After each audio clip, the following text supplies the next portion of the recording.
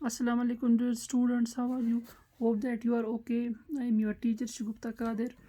Students, let's start our today's topic. It is class 7th geography and the lesson is our changing earth. Today we are going to study its fifth part. So students, let's start. We have completed its endogenic forces and now we are reading about exogenic forces. Today it is its fifth part and today is turn for the work of sea waves. कैसे sea waves की वजह से जो land form है उनमें change आ जाती है. सी waves होती है समंदर की लहरें, समंदर में से जो लहरें उठती है. The erosion and deposition of the sea waves gives rise to coastal land forms. The erosion, जब सी वेव्स होती है, सी वेव्स आती है, उनसे इरोजन हो जाता है और फिर डिपोजिशन होता जाता है. उसकी वजह से क्या बनता है? Coastal land form. इनके जो कोस्ट्स होते हैं वहाँ पे लैंड फॉर्म्स, अलग अलग के लैंड फॉर्म्स बनते हैं. Sea waves continuously strike at the rocks. जो सी वेव्स होती है वो जो समंदर में रॉक्स होती है या समंदर के साइड्स में रॉक्स होती है, वहाँ पे क्या होता है, उनको सी वेव्स बार बार स्ट्राइक करती है, कंटिन्यूसली स्ट्राइक करती है, उनके साथ टकराती रहती है. उससे क्या होता है, क्रैक्स डेवलप, उससे क्रैक्स डेवलप हो जाती है. किन में क्रैक्स डेवलप हो जाती है? पत्थरों में.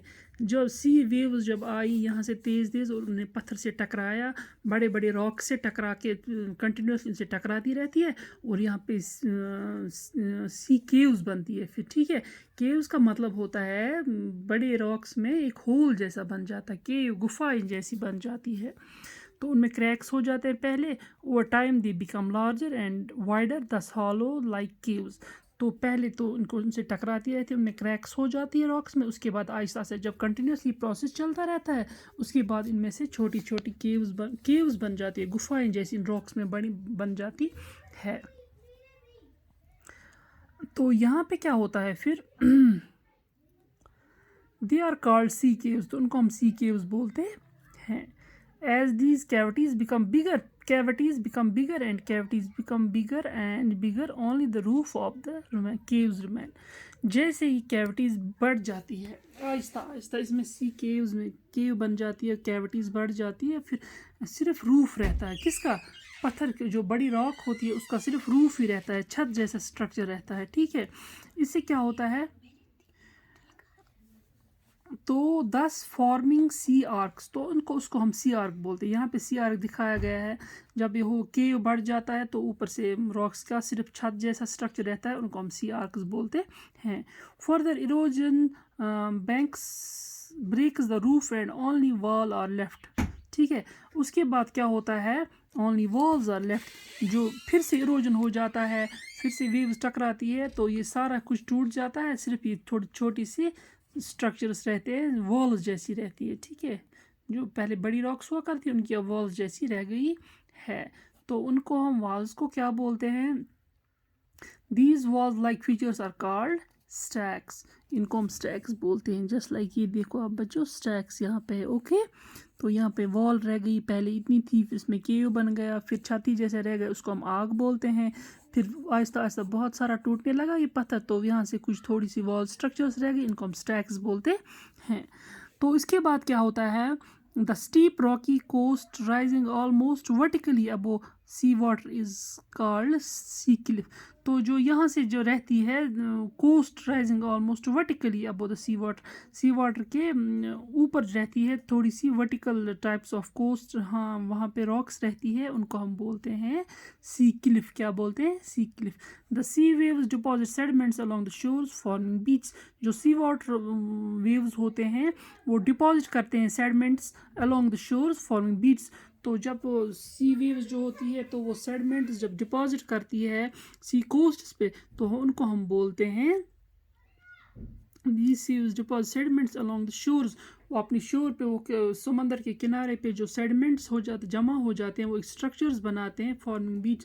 तो उसी की वजह से बीच बन जाते हैं. जो समंदर के किनारे बीच होते हैं वो किससे बने होते हैं? अब आप लोगों ने बच्चों समझा, वो बना होता है सी वेव से, जो इरोजन होके फिर वो डिपॉजिट हो जाता है वहाँ पे बीच पे, ये शोर्स पे. तो वहाँ से उनकी बीच बनते हैं. समझ आए यहाँ पे?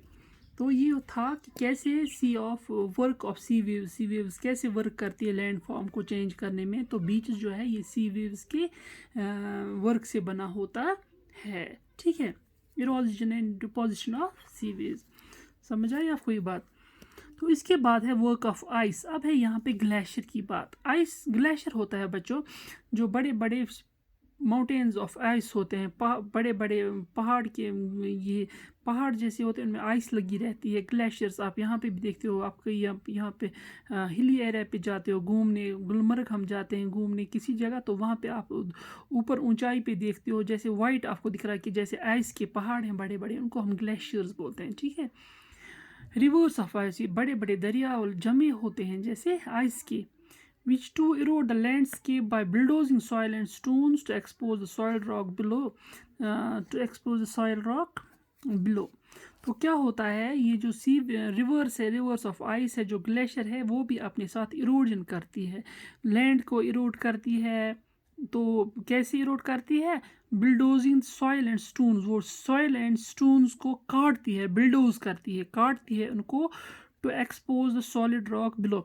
तो वहाँ से फिर जब ये काट के चली जाती है तो बीच में सॉलिड रॉक एक्सपोज हो जाती है, जो बड़ी बड़ी सॉलिड रॉक्स होती है वो एक्सपोज हो जाती है। जब छोटा छोटा इरोड हो जाता है पानी की वजह, ग्लेशियर की वजह से, तो बड़ी बड़ी रॉक्स को एक्सपोज करते किया जाता है, वहाँ पे हो जाती है एक्सपोज।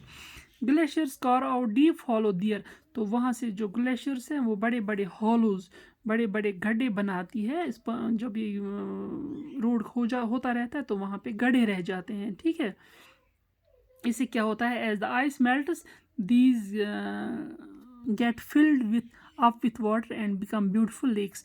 जैसे फिर आइस मेल्ट हो जाता है इस ग्लेशियर से, जो वो बड़े बड़े गड्ढे हैं वो पानी से भर जाते हैं और वहाँ पे छोटे छोटे ब्यूटीफुल लेक्स जैसे बन जाते हैं, ठीक है। इन द माउंटेन्स, तो माउंटेन्स में से छोटे छोटे लेक्स बन जाते हैं। तो क्या होता है, the material carried by the glacier such as rocks build big and small. तो जो मटेरियल इरोड होता है, कौन करता है erode? The material carried by the glacier, जो मटेरियल ग्लेशियर ने लाया है वहाँ से इरोड करके, such as rocks big and small, बड़ी रॉक्स, छोटी रॉक्स, सैंड एंड सिल्ट, रेत, और वो रेत से थोड़ी सी बड़ी सिल्ट, हाँ सैंड सिल्ट, सिल्ट होती है वो आप समझो वो मिट्टी जैसी, वो गीली गीली मिट्टी जैसी बना के उसको हम सिल्ट बोलते हैं, गेट डिपॉजिटेड, और वो डिपॉजिट हो जाते हैं। These deposits form glacier moraines, तो उससे क्या बनते हैं, ग्लेशियर मोरेन्स। तो वो भी एक ग्लेशियर, जो मोरेन्स होते हैं वो भी एक लैंड फॉर्म होता है। कैसे बनता है ये, वर्क ऑफ आइस से। जब आइस रोड करके लाता है मटेरियल और वो अपने वहाँ पे छोटी छोटी रॉक्स लाता है, साथ सैंड लाता है, सिल्ट लाता है, तो वो डिपॉजिट हो जाती है साइड्स में, तो उस डिपॉजिट के बाद बनता है ग्लेशियर मोरेन्स। तो होती है ये वर्क ऑफ आइस। तो यहाँ पे है बच्चों, अब दीज आर, हम जो पढ़ रहे हैं ये एक्सोजेनिक फोर्सेस है जो अर्थ के आउटसाइड होती है। वर्क ऑफ विंड, अब विंड, हवा जो है वो कैसे अपना काम करती है इरोजन में, लैंड फॉर्म बनाने में, नए नए हैं। Have you ever visited a desert, क्या बच्चों आप कभी किसी डेजर्ट पे गए हो? Try to collect some picture